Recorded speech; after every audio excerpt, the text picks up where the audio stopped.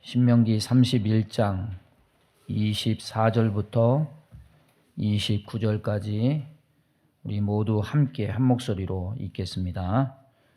모세가 이 율법의 말씀을 다 책에 써서 마친 후에 모세가 여호와의 언약궤를 매는 레위 사람들에게 명령하여 이르되 이 율법책을 가져다가 너희 하나님 여호와의 언약궤의 곁에 두어 너희에게 증거가 되게 하라. 내가 너희의 반역함과 목이 곧은 것을 아나니 오늘 내가 살아서 너희와 함께 있어도 너희가 여호와를 거역하였거든 하물며 내가 죽은 후의 일이랴.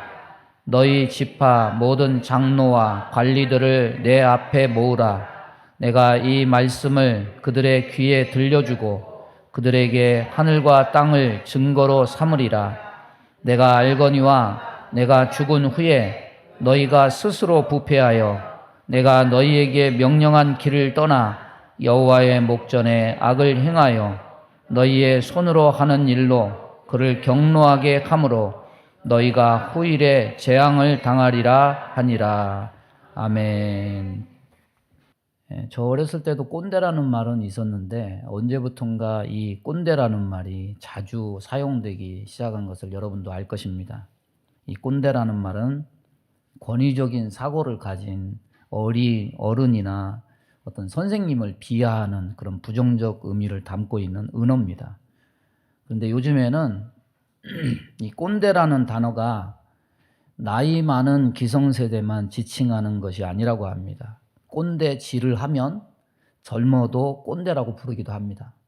그래서 신문에 그렇게 나왔더라고요. 나이 든 꼰대도 싫지만은 오히려 그보다 젊은 꼰대들이 더 싫다. 뭐 이런 기사도 봤습니다. 누가 지어낸 말인지는 모르겠지만 누군가 라떼를 슬그머니 이렇게 갖다 주면은 너 꼰대야 그런 뜻이래요. 근데 저는 참고로 라떼를 별로 안 좋아해요. 예? 저는 라떼는 밍밍해서 별로고 카라멜 마키아토를 좋아합니다. 달달해서. 오늘 사실 제목을 하나님은 꼰대이신가 뭐 이렇게 해보려다가 그건 제가 좀 마음이 불편해지는 것 같아가지고 그 대신에 이스라엘 백성들에게 계속해서 듣기 싫은 소리, 잔소리를 해대는 모세를 두고서 그는 꼰대입니까? 이렇게 붙여봤습니다. 꼰대라는 말이 부정적 의미가 담겨 있으니까 어른들 사이에서는 이런 풍조와 분위기가 생기는 것 같습니다. 다른 사람은 몰라도 나는 꼰대 아니야. 나는 지적질 잘 안 해. 나는 강요를 하지 않아. 뭐 이렇게 젊은이들에게 분위기를 풍기려는 그렇게 애를 쓰려는 이런 어른들의 모습을 보는데 뭐 그거 나쁘지 않다고 봅니다. 왜냐하면 이 젊은이들하고 좀 눈높이도 맞추고 소통하려고 애쓰는 모습이 아니겠습니까? 그런데 이런 모습이 신앙의 영역, 교회로 옮겨오면 어떻게 됩니까? 이 선생님들이 꼰대스럽다고 말을 들을까 봐 두려워서 가르치는 내용을 바꾸면 되겠습니까? 지금 시대가 어떤 시대인데 이러면서 비판받기 싫어서 성경의 가르침을 구태의연한 사고방식으로 취급하고 그냥 사랑이라는 모든 것에 그냥 다 포장해서 두루뭉실하게 그렇게 어떤 성경에 있는 것은 제거하고 사람의 입맛대로 그렇게 가르치는 것, 이건 잘못된 거죠. 목사는 어떻습니까? 보수적이고 복음적 선포를 하는 설교는 권위주의적이고 꼰대적인 설교가 되고 맙니다. 그래서 어떤 목사님은 이렇게 얘기합니다. 꼰대 소리 안 듣기 위해서 어떤 목사님들은 꼰대가 아닌 광대 목회를 한다. 광대 목회 특징은 뭐냐면 싫은 소리 절대 안 하는 거죠. 복 받아라, 평안을 얻어라, 그거 안 해도 되니까 마음에 정한 대로 그렇게 하면 된다. 자유와 사랑만 강조하는 목회가 광대 목회 아니겠습니까? 여러분, 어른 세대, 기성 세대가 젊은 세대에게 강요하고 이래라 저래라 간섭하는 방식은 어찌 보면은 비인격적인 그런 방식이라고 한다면 고쳐야 될 부분도 분명히 있을 겁니다. 어른이라고 완벽한 것이 아니니까 고칠 것은 고칠 수 있어야 할 것입니다. 그런데 과연 신앙적 영역에 있어서도 이래라 저래라 말하면 하나님도 꼰대가 되고 선지자도 꼰대가 되는 겁니까? 하나님도 그 지적질하시는 성격도 고치셔야 되고 듣지 않을 것 뻔히 아시면서도 굳이 선지자를 보내서 두세 사람, 세 사람 더 보내서 끝까지 떠들게 하시는 하나님은 그럼 스토커가 되는 겁니까? 신앙에 있어서 굳이 꼰대가 아닌 것처럼 위장할 필요는 없을 것 같습니다. 오히려 하나님이 잔소리하지 않았다면, 꼰대스럽지 않았다면, 그렇게 계속해서 말씀하지 않았다면 이스라엘 백성들에게는 소망이 없었을 겁니다. 선지자가 그렇게 하나님 말씀을 토하지 않았다면, 꼰대스럽지 않았다면 출애굽 2세대도 가나안 정복도 2세대의 가나안 정복도 실패로 돌아갔을 겁니다.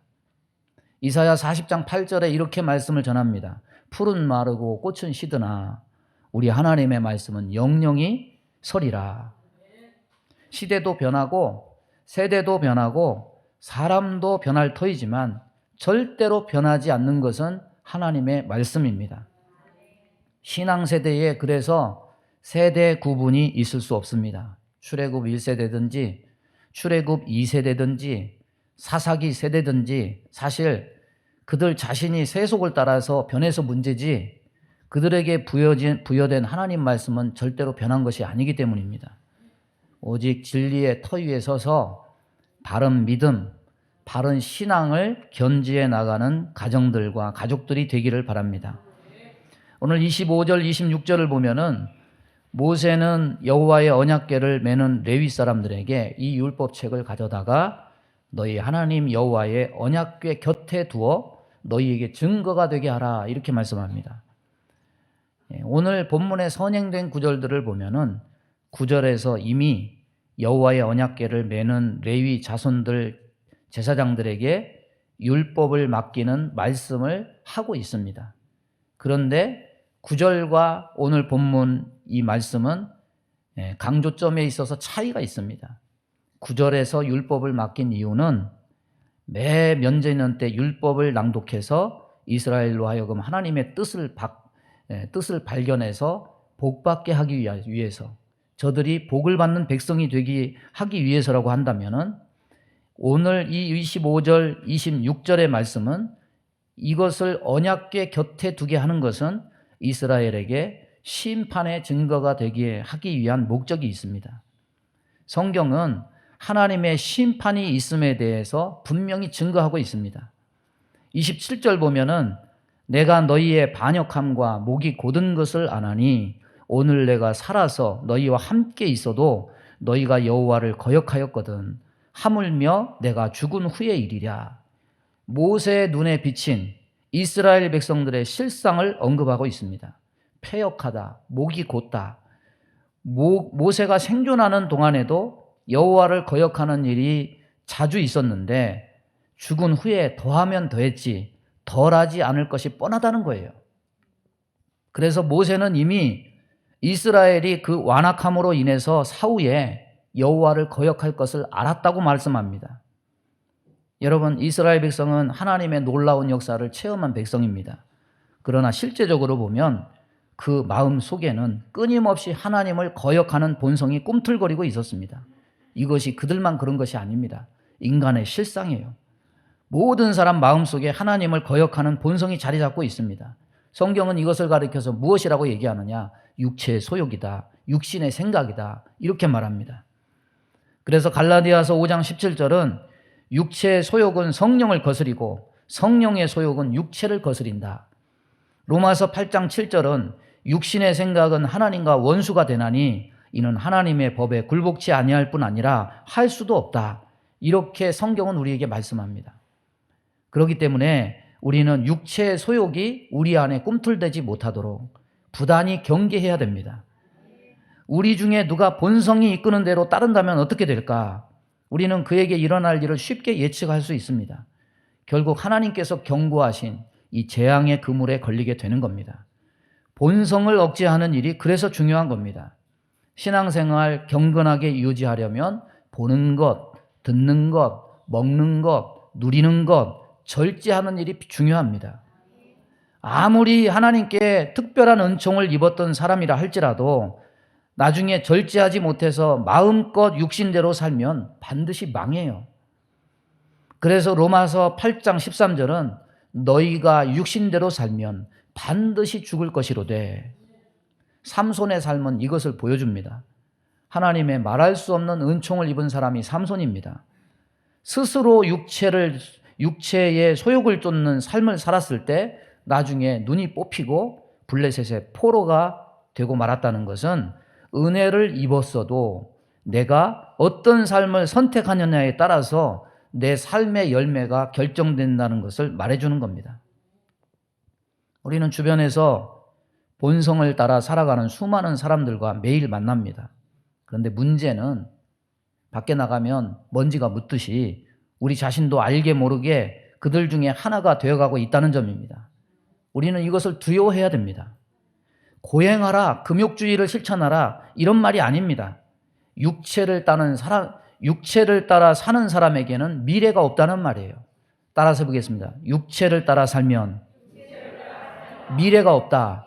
소망이 없다. 거듭나기 이전에 우리는 어떤 사람이었습니까? 육체의 욕심, 본성을 따라서 행했는데 성경은 이에 대해서 뭐라고 말합니까? 본질상 진노의 자녀였다 가르칩니다. 우리는 애굽에서 탈출한 백성입니다. 그런데 다시 육체대로 행하면 하나님의 진노를 피할 수 없습니다. 우리는 육을 거스리는 삶, 영으로 몸의 행실을 죽이는 삶을 살아야 됩니다. 그래서 모세가 율법책을 레위 사람에게 맡겨서 언약궤 곁에 두게 하는 것은 이 율법책을 언약궤 곁에 둠으로써 이 율법에 근거해서 그들이 하나님 말씀을 떠나면 반드시 심판하시겠다는 또 하나의 하나님의 뜻을 나타내서 경계로 삼게 하고자 함인 것입니다. 이처럼 하나님의 말씀은 복 주시는 하나님을 계시하기도 하지만 동시에 그것에 근거해서 불순종하는 자들을 심판하는 근거가 되기도 합니다.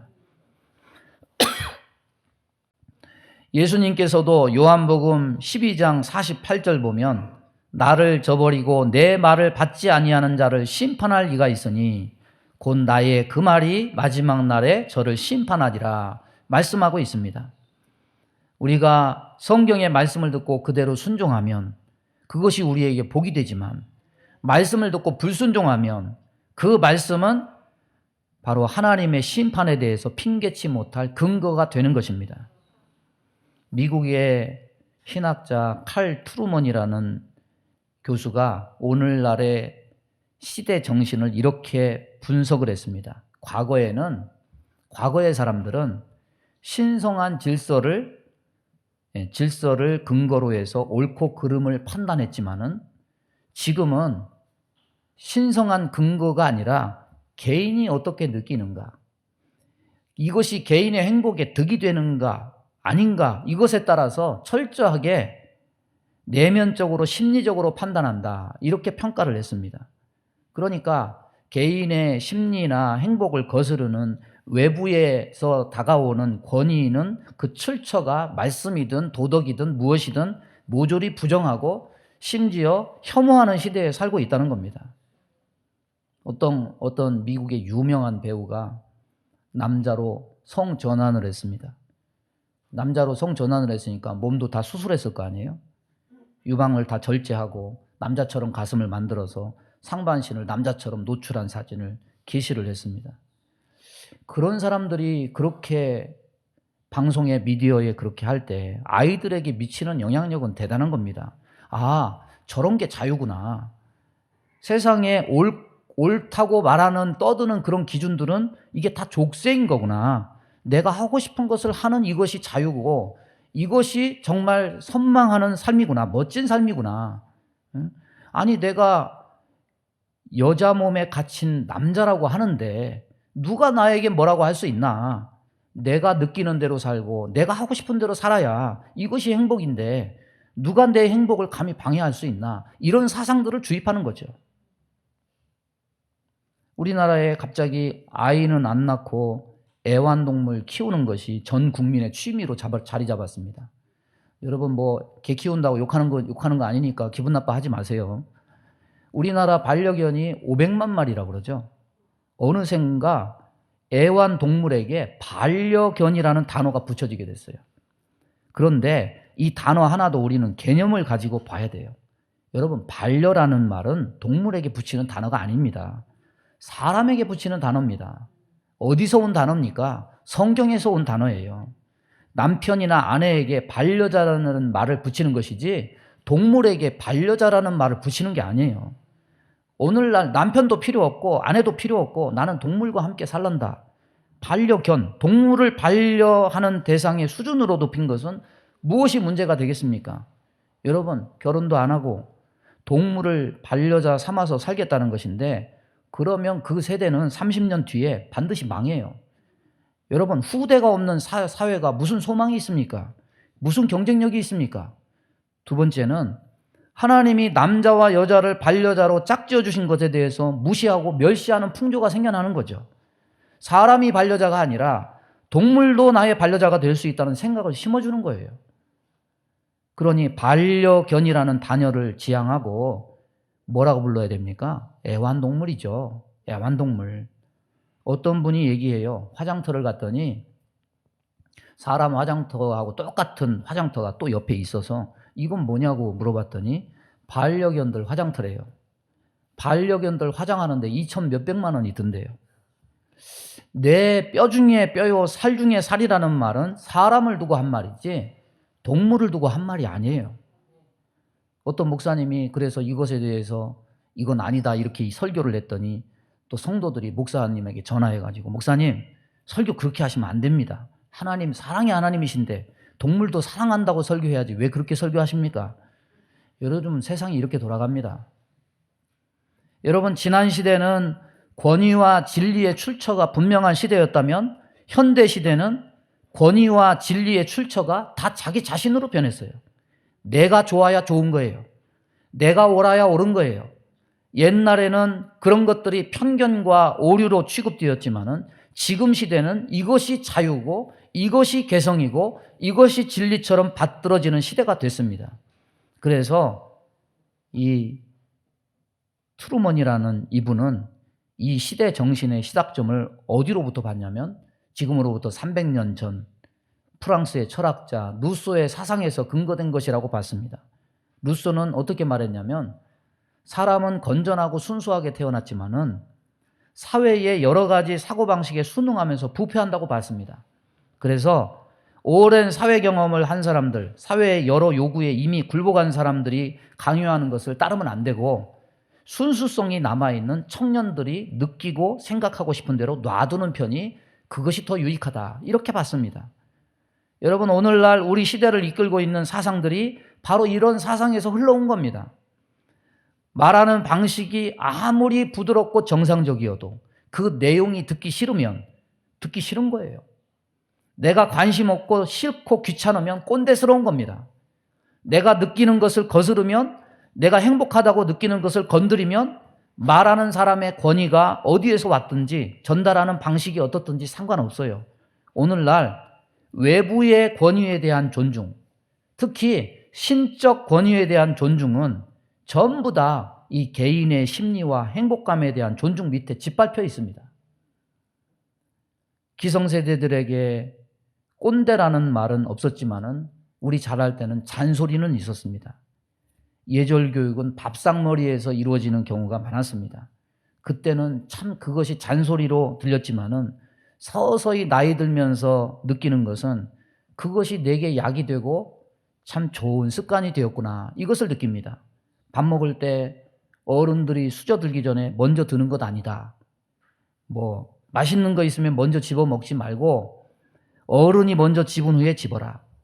밥 먹을 때 말하면 밥알 튀니까 말하면서 먹지 마라. 밥 먹을 때 쩝쩝 소리 내면서 먹지 마라. 밥 먹을 때 들었던 이 잔소리, 그 당시에는 듣기 싫었어도 나중에는 그것이 내 삶의 또 다른 좋은 습관이 된 것을 우리는 압니다. 여러분, 하나님 말씀이 옳지 않아서가 아니고 하나님 말씀이 전달되는 방식이 잘못되어서도 아니고 그냥 단지 자유로워지고 싶고 간섭받지 않고 싶고 하나님의 권위와 요구가 나의 자유로움을 구속하는 속박 같아서 단지 내 마음과 육체가 원하는 것을 내 마음대로 하고 싶은 것이 목적이라고 한다면 뭔가 정도에서 벗어나 있는 것이고 뭔가 분별력을 상실하고 있는 겁니다. 그리고 지금 현재의 선택과 자유가 소망 있는 미래를 보장해 주지 못한다는 것을 우리는 깨달아야 됩니다. 세상이 던져주는 시류와 풍조와 사상들이 진리에서 벗어나고 있다는 문제의식을 우리는 반드시 느낄 수 있어야 됩니다. 29절은 모세가 죽은 후에 있게 될 불행한 사태들을 언급하고 있습니다. 오늘 본문 29절 보면 내가 알거니와 내가 죽은 후에 너희가 스스로 부패하여 내가 너희에게 명령한 길을 떠나 여호와의 목전에 악을 행하여 너희의 손으로 하는 일로 그를 경노하게 하므로 너희가 후일에 재앙을 당하리라. 이스라엘이 스스로 부패하여져서 여호와를 떠나서 악을 행함으로 재앙을 당하게 된다는 겁니다.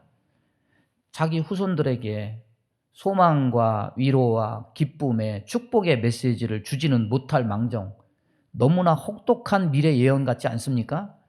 우리는 이 모세의 예언을 읽고서 마치 모세가 이렇게 예언하는 바람에 나중에 이스라엘이 역사상 처참한 멸망과 재앙을 당한 것처럼 착각하고 오해하기도 합니다. 모세가 과연 이스라엘이 망하기를 그렇게 고대해가지고 이 말을 했을까요? 이스라엘 백성이 잘못해서 하나님이 그들을 싹 쓸어버리시고 모세로 하여금 새로운 민족을 일으켜서 다시 시작하시겠다고 하셨을 때 모세가 취한 행동을 기억하십시오. 무엇입니까? 그것을 모세는 하나님 앞에 바짝 엎드려서 용서해달라고 항상 이스라엘 백성을 중보하는 그런 선지자였습니다. 그런데 이 표현은 평소에 모세가 하던 습관과는 매우 다르다는 것을 알 수 있습니다. 모세가 마지막 죽을 때 심경이 180도 변해서 너희들 하는 거 보니까 싹수가 없다. 너희들 그런 식으로 하다가는 반드시 망하고 말 것이다. 승질이 나가지고 저주를 하고 있는 겁니까? 아니에요. 모세가 살아있어서 계속 그들 곁에 머물게 되었다면 모세는 아마 또 그들을 위해서 중보했을 겁니다. 그러나 이제 이 신명기 마지막 설교를 마치고 나면 모세는 그들 곁을 떠나게 됩니다. 모세가 떠나고 나면 과연 이 민족이 어떻게 될까를 생각하니 모세가 보기에 딱 망하기 알맞은 백성이었습니다. 더더구나 이제는 그들을 위해서 중보해 줄 사람도 없고 세월이 갈수록 그들이 더 강팍해져서 하나님의 계명을 떠나게 될 것이 자명하게 보였습니다. 따라서 이 강한 경계가 되는 말씀이 없다면 그들은 콧방귀도 끼지 않을 수 있습니다.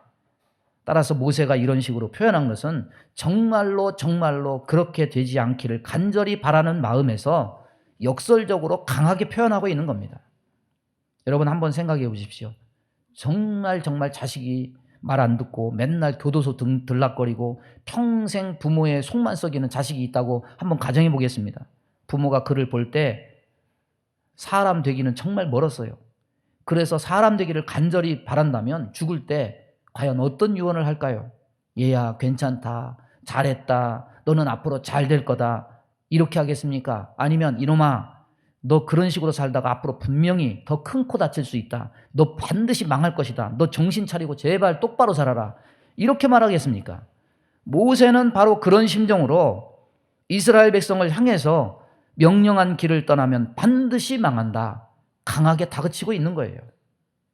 그런데 모세의 이 경고가 다행인 것과 불행인 것이 있습니다. 모세의 그렇게 강한 경고를 들은 당사자 세대, 이 출애굽 2세대에게는 다행이 되었습니다. 그들은 망하지 않았습니다. 그들은 가나안을 정복하는 세대가 됐습니다. 아브라함의 약속을 이어받은 세대가 됐습니다. 모세의 경고는 그대로 받아들여졌습니다. 그 경고가요, 효과가 있었던 거예요. 그러나 문제는 무엇입니까? 불행은 무엇입니까? 그 이후의 세대가 문제입니다. 저들은 하나님을 떠났습니다. 하나님의 말씀도 잊었습니다. 그래서 결국 그 경고대로 되고 말았습니다. 여러분은 믿음이 뭐라고 생각하십니까? 한나가 사무엘을 얻고 하나님을 찬양하며 표현한 시가 있습니다. 사무엘상 2장 6절 7절입니다. 여호와는 죽이기도 하시고 살리기도 하시며 음부에 내리게도 하시고 올리기도 하시는도다. 여호와는 가난하게도 하시고 부하게도 하시며 낮추기도 하시고 높이기도 하시는도다. 여러분, 한나는요, 하나님을 무엇으로 알았느냐? 따라서 보겠습니다. 생사화복을 주관하시는 하나님이시다. 우리는 무엇만 좋냐면 생만 좋아요. 복만 좋아요. 그러나 한나가 안 하나님은 생만 좋고 복만 좋은 그런 하나님이 아니에요. 생과 죽음, 화와 복을 주시는 하나님, 심판과 구원을 주시는 하나님. 이 한나는 균형 있는 믿음을 가졌던 겁니다. 여러분, 우리는 하나님을 일컬어서 뭐라고 부릅니까? 전능의 하나님이라고 부릅니다. 하나님은 아브라함에게 전능의 하나님으로 나타나셨습니다. 이 전능의 하나님은 아브라함이 믿었던 하나님입니다. 아브라함은 자신의 삶의 경험을 통해서 없던 아들을 있게 하신 하나님이라면 설령 죽은 아들이라도 하나님은 살려내실 것이다 믿었습니다. 그래서 번민도 하지 않고 아들 이삭을 드릴 믿음을 가질 수 있었던 겁니다. 한나 역시 이 아브라함이 믿었던 그 하나님을 믿음으로 바라봤기 때문에 없던 사무엘을 얻었던 겁니다. 우리는 이 고백, 죽이기도 하시고 살리기도 하신다는 이 고백을 통해서 믿음 안에 담긴 두 가지 요소를 봅니다. 살리는 것은 무엇입니까? 구원입니다. 죽이는 것은 무엇입니까? 심판입니다. 하나님은 구원과 심판의 두 주권을 가지신 하나님이십니다. 구원은 좋은 것이지만 심판은 꺼려하는 것이고 두려운 겁니다. 그렇다면 우리가 하나님을 믿는다는 이 믿음의 요소 속에는 좋은 것만 담긴 것이 아니에요. 하나님은 구원하실 수도 있지만 심판하실 수도 있다는 측면에서 하나님은 두려움의 하나님이십니다. 그래서 구약의 모세가 이스라엘 백성에게 계시한 이 신명기 사관의 두 기둥은 이런 이치와 다르지 않습니다. 하나님을 잘 섬기면 복을 받고 하나님을 떠나면 저주를 받는다, 이것인데 이것은 곧 죽이기도 하시고 살리기도 하시는 생사화복의 하나님에 대한 사상을 담고 있는 겁니다. 구원의 하나님, 심판의 하나님을 다 품고 있는 겁니다. 사람들이 복 주시는 하나님은 그토록 간절히 원하고 바라면서 심판하시는 하나님, 진노를 바라시는 하나님에 대해서는 간과하고 삽니다. 별로 듣고 싶어 하지 않습니다. 못 들은 척 외면합니다. 아예 생각 자체가 없습니다. 아니에요. 여러분, 이스라엘 역사를 보면서 잊어서는 안 됩니다. 두려움을 잊은 시대는 항상 혼돈의 시대였거나 망하는 시대였다. 따라서 보겠습니다. 두려움을 잊은 시대는 혼돈의 시대요, 망하는 시대였다. 모세가 망한다는 말까지 하면서 강하게 말하는 것은 너희들 하나님의 심판에 대한 두려움을 잊으면 절대 안 된다는 것을 역설하고 있는 겁니다. 결국 나중에 사사시대에 고난을 당하고 남북 이스라엘이 멸망당한 것은 그 시대가 어떤 시대였느냐? 하나님에 대한 두려움을 상실한 시대였기 때문입니다. 내가 좋아하는 것만 들으려고 하는 것은 생명의 길로 인도하지 못합니다.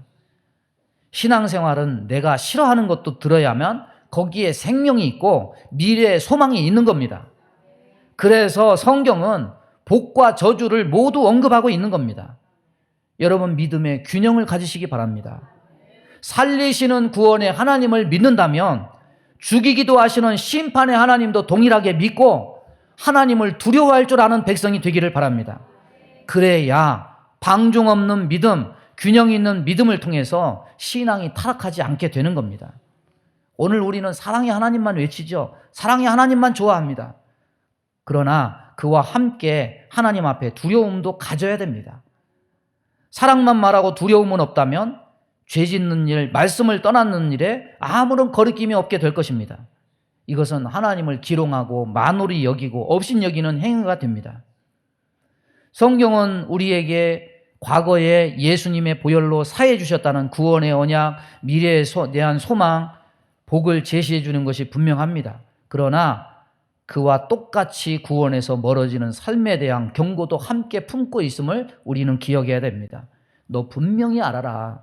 너 그렇게 살면 반드시 망한다. 명령한 길을 떠나면 반드시 망한다. 요즘 사람들 보기에 꼰대스러운 모세의 경고가 오늘 말씀에 포함되어 있습니다.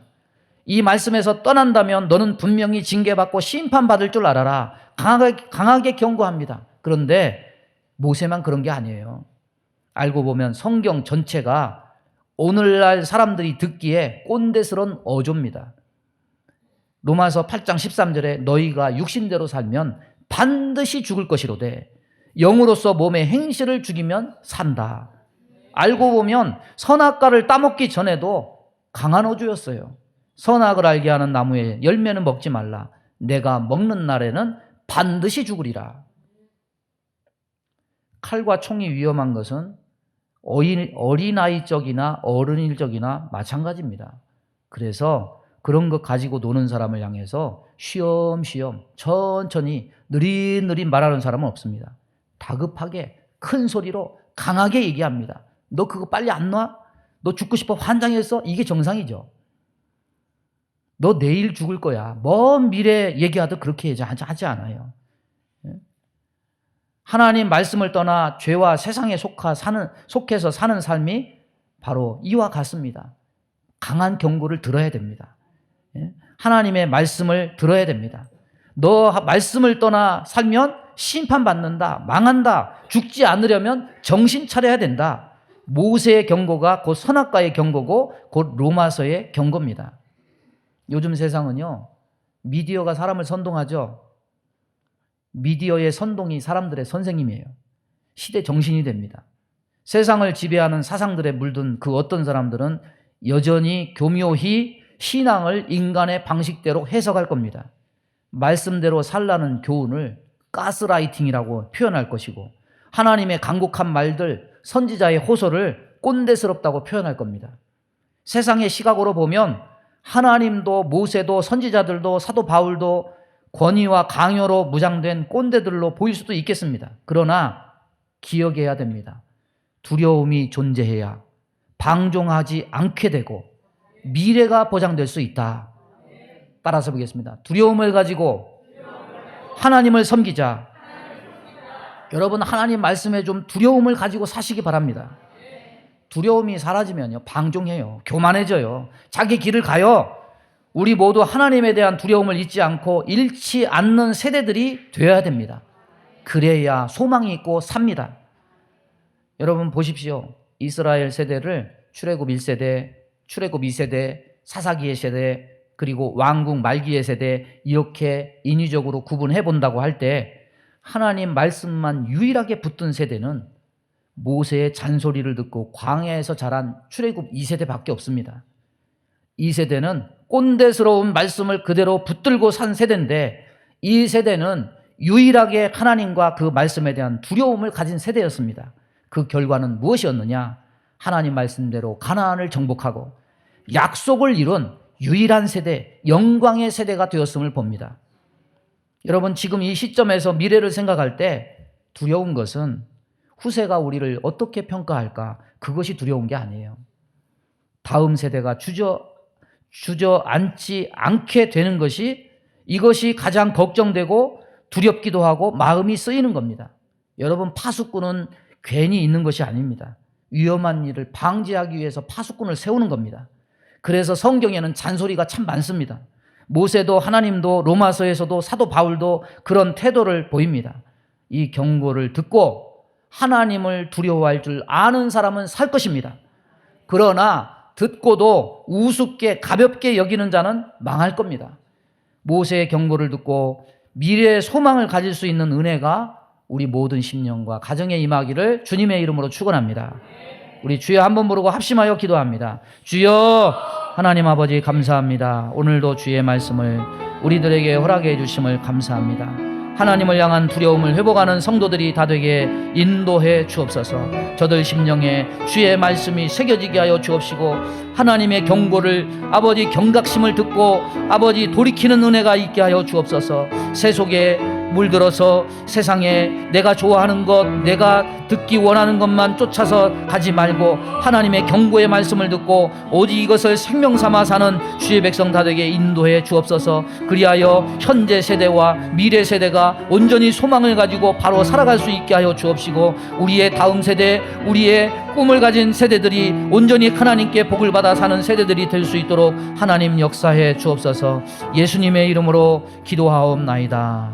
아멘. 믿음의 손을 가슴에 얹습니다. 몸이 아픈 곳에 손을 얹습니다. 하나님, 내가 주인이 아닙니다. 하나님이 주인이십니다. 내가 왕이 아닙니다. 하나님이 왕이십니다. 하나님, 이 세상이 두려운 것이 아닙니다. 하나님의 심판이 두려운 것입니다. 하나님, 진리를 바로 알고 바로 분별하는 우리 모두가 되게 인도해 주옵소서. 우리가 인위적으로 MZ세대, 기성세대, 아버지 꼰대세대 이렇게 부르지만은 신앙세대에 시대 구분이 어디 있습니까? 우리 모두는 하나님 말씀을 듣는 세대가 되게 하여 주옵소서. 그리하여 이 말씀을 온전히 품고 출애굽 2세대처럼 가나안을 정복하고 아브라함의 약속을 이루는 세대가 다 되게 인도해 주옵소서. 우리 마음 가운데 원망, 불평, 시기, 질투, 미움, 다툼, 이간질하며 불순종, 불신앙케 하며 불안, 조조, 염려, 근심, 두려움을 주는 모든 어둠은 다 떠나갈지어다. 인간의 욕망과 탐욕을 제거시켜 주시고 하나님의 두려운 말씀을 심령에 품고 복받는 세대들이 다 되게 인도하여 주옵소서. 몸이 연약한 곳에 손을 얹고 기도합니다. 손을 얹는 곳마다 보혈로 씻어주시고 성령의 불로 태워 주옵소서. 예수 이름으로 명하노니 모든 병만은 다 떠나갈지어다. 하나님, 날마다 우리의 영과 육을 치료해 주시고 바로 세워주시고 온전케 하여 주옵소서. 세상에서 죄짓고 내 맘대로 살지 말고 겸손하여 하나님과 동행하고 하나님을 두려움 속에 섬기며 복받는 세대들이 다 되게 인도해 주옵소서. 예수님의 이름으로 축복하며 기도하옵나이다. 아멘.